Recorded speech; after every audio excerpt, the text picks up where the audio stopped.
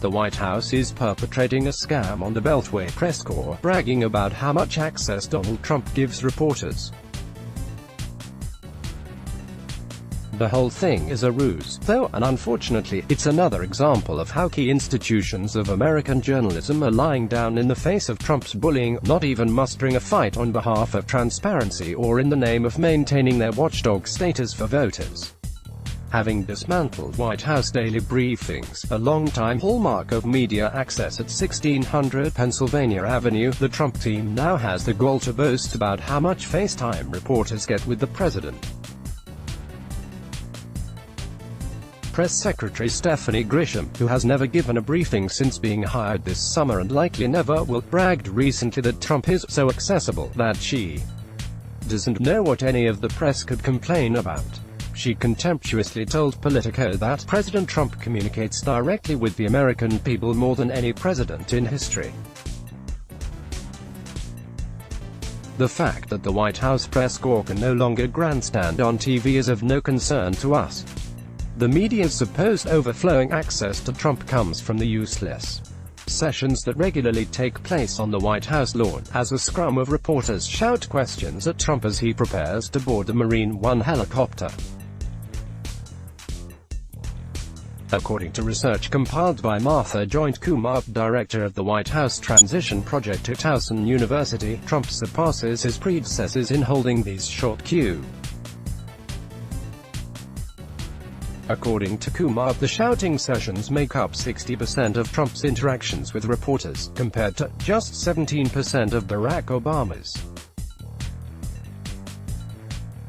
To date, Trump has stopped more than 80 times for question-and-answer sessions while departing or returning to the White House aboard Marine One or on the tarmac before getting on or off Air Force One. But note that at this juncture of his presidency, Obama had given 24 solo press conferences, compared to just 8 from Trump. What's wrong with the outdoor shoutfests that Trump prefers? He's answering questions from reporters, so that's a good thing, right? Wrong. The controlled chaos, where reporters yell simplistic questions, allows Trump to pick and choose reporters at random, and to simply ignore questions he doesn't like. He's also immune from follow-up queries and is free once again to lie indiscriminately, without being held accountable. From a practical standpoint, the question-and-answer sessions represent something of a free-for-all where President Trump is the ringmaster, noted Kumar in her findings. While other presidents have held these sessions, they have done so more as a way of responding to reporters between the more formal press conferences than as a substitute for them. The sessions are terrible for reporters, one White House reporter recently conceded to Politico.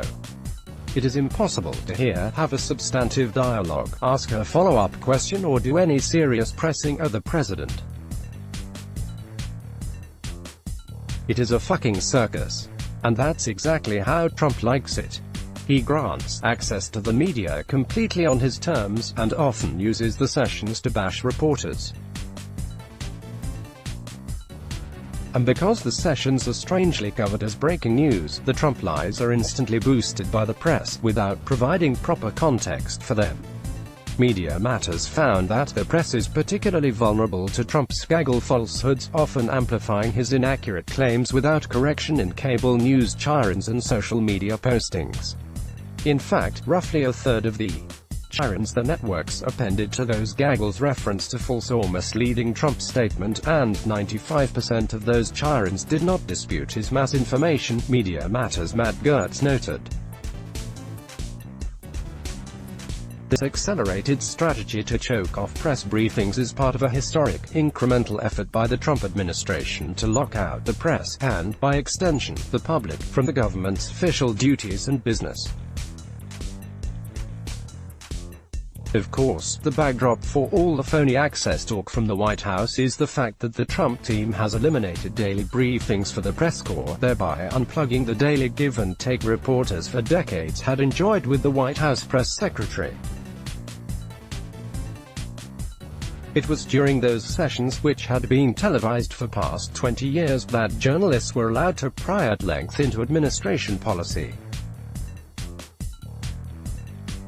But all of that evaporated under Sarah Huckabee Sanders, and news outlets never put up a fight. Rather than take a definitive, collective stand and demand access and accountability, news organizations opted for tentativeness, which allowed the White House to erase the briefings in slow motion, to make their absence the new normal. At this point, the fact that the briefings no longer really exist doesn't matter much, since they have been completely useless for a very long time. Sanders' no-shows at press briefings became such a problem that White House reporters were forced to dash out onto the grounds when they found out she was giving a live, friendly interview to Fox News on the White House lawn. That was the only way they were able to ask Sanders questions on camera. Now, rather than being humiliated while effectively chasing the press secretary across the grounds, reporters are instead demeaned during Trump's outdoor shoutfests.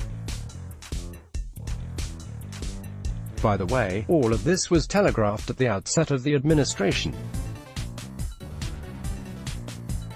Routine media access to the White House could be a thing of the past under Donald Trump's presidency, PBS reported in January 2017. And that's exactly what happened. Yet, more than 2 years later, the largest news outlets in this country appear flat-footed and unsure of how to respond to the unprecedented Trump White House campaign to choke off all meaningful access. Eric Bolett is a veteran progressive writer and media analyst, formerly with Media Matters and Salon. He is the author of Lapdogs: How the Press Rolled Over for Bush and Bloggers on the Bus. You can follow him on Twitter at Eric Bolett. Enjoy this piece, then let us make a small request. Altnet is increasing its original reporting, edited by the Nation's Joshua Holland, with a focus on 2020 election coverage. We've also launched a weekly podcast, We've Got Issues, focusing on the issues, not Donald Trump's tweets. Unlike other news outlets, we've decided to make our Altnet 2020 coverage free to all. But we need your ongoing support to continue what we do. Altnet is independent. You won't find mainstream media bias here. From unflinching coverage of white nationalism, to spotlighting the overlooked struggles of the working poor, Altnet continues to speak truth to power. As newspapers close, America needs voices like Altnet's to be sure no one is forgotten. We need your support to keep producing quality journalism. As Silicon Valley absorbs more and more advertising dollars, ads don't pay what they used to. Every reader contribution, whatever the amount, makes a tremendous difference. Help ensure Altnet remains independent long into the future. Support progressive journalism with a one-time contribution to Altnet, or click here to become a subscriber. Thank you. Click here to donate by check. Let's block ads. Why?